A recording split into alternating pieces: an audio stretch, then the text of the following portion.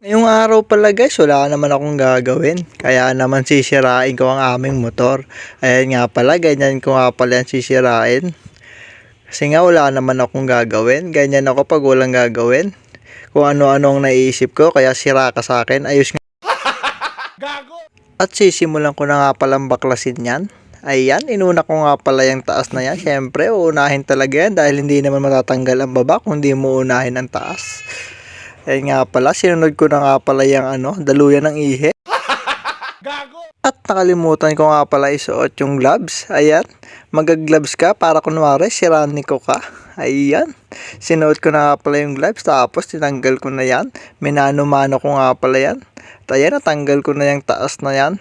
Pagtanggal ko nga dyan mga bossing, ayan yung nakita ko. Tignan nyo naman, grabing putik yan. Ayan nga pala, lilinisin ko nga pala yan.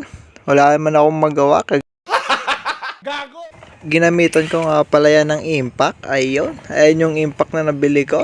Para namang matulin ko siyang tanggalin. Kaya bumili pa ako ng ganyan. Bagong bili ko nga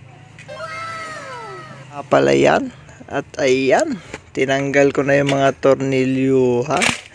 Tapos pagtapos kong tanggalin. Ayan. Grabe yung loob ng crankcase. Sobrang dumi. Ayan po, natanggal ko na pala lahat ng tornilyuhan dyan. Ayan, kinusungkit ko nga pala kasi pit na pit. Ayan, nung natanggal ko, ganyan pala itsura niya.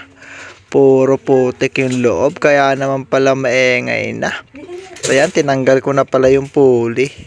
At ayan, susunod kong tatanggalin yung belt. Ayan, nga pala. Sobrang ganit nga pala niyan. All goods pa naman yan. Ang may problema lang dyan, yung bola. Ayan po yung bola niya. Puro kanto na pala yan. Kaya naman pinalitan ko ng bola. Ayan. Tapos, tinapon ko na yan pinaglumaan. At ayan, lilinisan ko na nga pala yan. Sabon lang yan. Tapos brush, toothbrush. At yung binili ko sa TikTok. Ayan nga pala yung kabitan ng bola. Ganyan yung tsura niya. Puro putik nga pala. Ayan nga pala yung pinaka-crank niya. Grabe, sobrang daming putik niyan.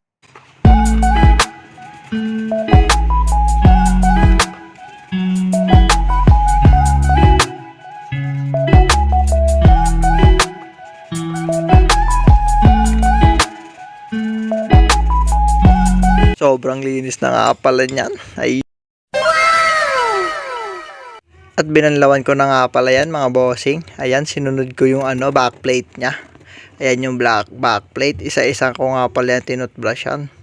Ayan, toothbrush lang ng konti. Tapos banlaw agad.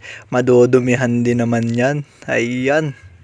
Linis lang ng konting-konti. At mabibenta ko rin naman agad yan. Yung second owner na ang susunod na maglilinis niyan. Konting linis lang, ayos na yon. At ayan nga pala yung extra kong bola. Ayan yung ipapalit ko sa mga sirana. At ayan yung bell naman, nilinisan ko na nga rin pala yan. Ayos pa naman yan. Niliha ko lang din pala ng konti yan. Hindi ko na napakita kung paano ko siya niliha. Pagtapos ayan naman yung pinaka-crank niya, yung nilinisan ko, yung puro putik. Ayan nga pala, grabe nga pala putik niyan.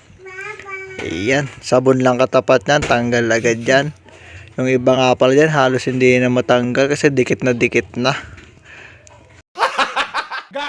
Pagtapos ko nga yan sabunin at brushin, binasa ko na agad ng tubig para banlaw na kaagad. Pwede na yan, ganun din yon. Ayan, nagpalit nga pala ako ng dyan, oil. Ayan, mantika nga pala yung pinalit ko dyan, pwede na yan.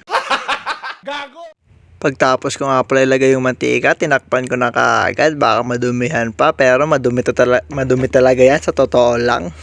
Binalik ko na rin pala agad yung bell. Ayan yung bell, niliha ko nga pala yan para iwas dragging. Ayan kasi yung nagkakos ng dragging sa motor.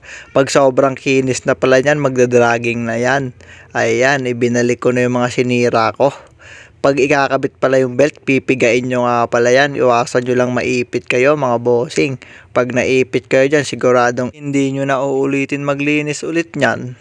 Hindi ko nga pala masentro ng maigi yung nut, pero sa ibang sentruhan, ang galing ko.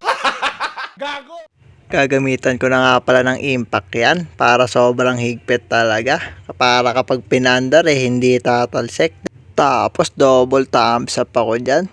Kasi may nasira na naman akong motor. Ayan, ibinabalik ko na pala yung crankcase. Tapos susubukan ko ng papaanda rin yan pagkakabit ko ng crankcase.